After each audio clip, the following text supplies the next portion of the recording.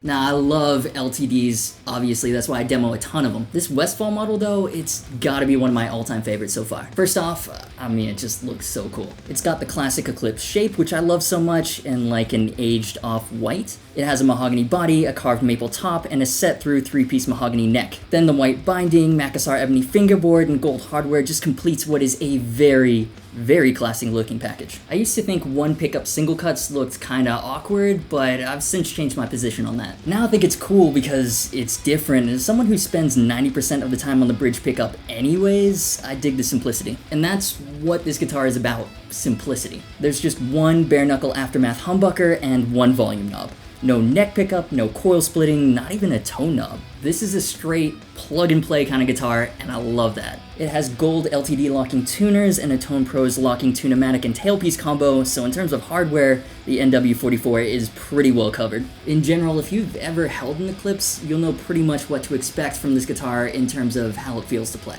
It has my favorite thin U neck shape, 24 extra jumbo frets, and a set-through neck joint. I've said it before, but that box is my single biggest complaint about traditional single cuts, and the set-through joint makes upper fret access super comfortable. For some reason, it has a 14-inch fingerboard radius, which is flatter than the 12-inch radius found on ESPs. I still have no idea why they're different. Personally, I prefer the rounder fingerboards, and no one from ESP has explained why they're different yet, so it's something I'm gonna continue to complain about. The big difference between this and other LTD Eclipses is the scale length. While normally they come with the traditional 24 3/4 inch scale length, this one is 25.5 inches, which makes it awesome for heavier strings and lower tunings. Now I was really excited to try the bare knuckle aftermath that comes in the Westfall. Bare knuckle pickups always sound awesome on records and in videos. They're just really expensive because they're a small boutique company, so I've never gotten to try one before this. Now usually for the dry sound samples, I go through all the pickups and options through the clean and dirty channels of one amp. But since there's only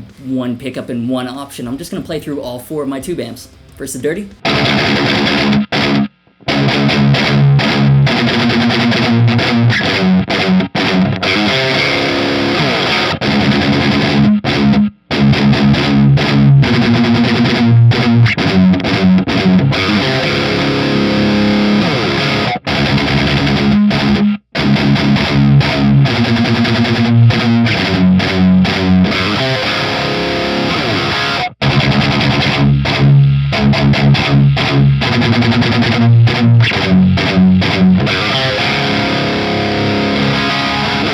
And now the cleans.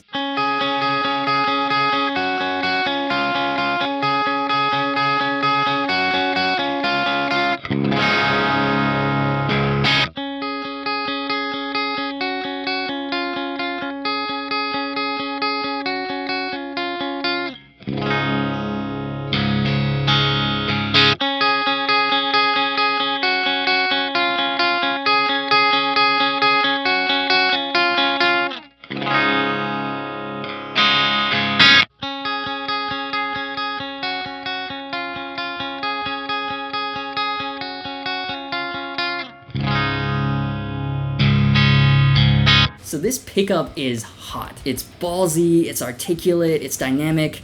Bare knuckle pickups, I get the hype. And now it's time for Simon Says, the segment where we ask my guitar noob roommate, who doesn't know that much about guitars, to give his opinion on the NW44. Simon, what do you think of this guitar? Ooh, it's so white. It's like one color. It's like too bare. See, the thing is, there's no like pick guard, right? It's this and that. There's no the thing that you do that with. Yeah, it just feels like it's missing. It's very empty. It's just very white. There's nothing here. There's no extra buttons here. There's only one knob instead of 2. So it's the same brand that did the Metallica guitar and the purple guitar last time? Don't remember. Okay, never mind. But anyways, so it's the signature guitar of Neil Westfall from A Day to Remember. That's cool. Have you heard of A Day to Remember? Which day do I need to remember? Okay then. So if you had to guess, how much is this guitar? Signature model, LTD, special pickup. Sounds like it's more than $600. Good guess. Sounds like it's more than $800. Can you get more specific? But there's missing so many like things. How can we that much more? 1 thumb for 1 pickup. But there's 3 different whites, so... I don't have 3 thumbs on true. That's not how I rate these. Oh, true, true. I have a system. Oh, do you? I go my gut feeling.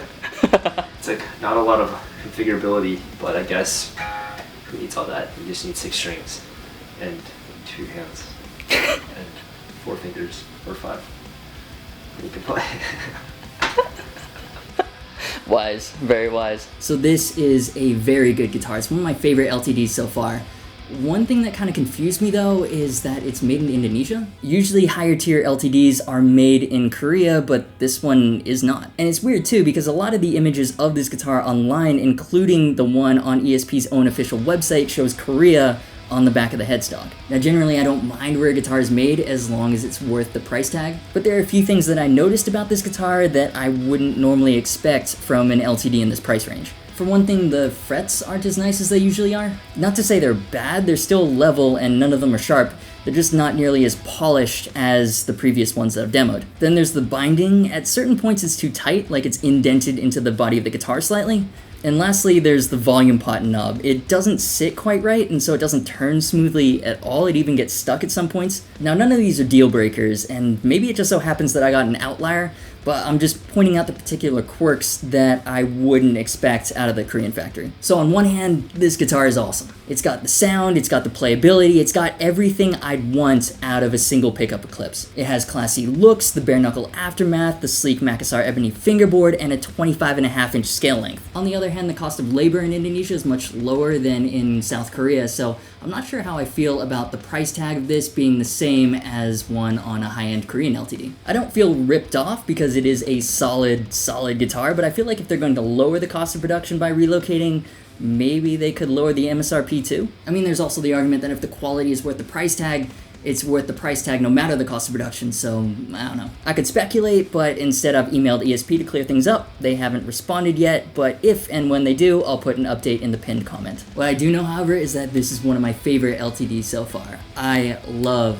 this guitar. What you see is exactly what you get. It's so simple and to the point. It's a well-made, good-looking Eclipse with a longer scale length and a bare knuckle aftermath. If that sounds like your thing, you'll love it. And on the subject of things you'll love, I'd like to thank Freddish again for sponsoring this video. I think it's a really cool community concept. You can play guitars you wouldn't normally have access to, and for those of us who just have gear lying around, you can make a bit of passive income on the side. Now, as much as I don't mind putting things in my own guitars, I don't like when other people do it, and so there's a system in place to protect instrument owners from damage. I've joined Freddish, and I've listed several of my guitars that are hard to find in person, including Michael Kelly's, Harley Benton's, and an Agile. So if you're in the Atlanta area and you want to try one of these out, it's free to sign up, and you can do that by following the link below. And of course, if you enjoyed this video, give it a like. I have my opinions, but I'd love to hear yours, so leave them in the comments, and be sure to subscribe if you haven't already. Links to all the gear featured are in the description. For bonus extras like song downloads and tabs, check out my Patreon. Thanks to my buddy Luke for mixing the demo track. His channel is in the cards. As always, thanks so much for watching. You've been awesome. This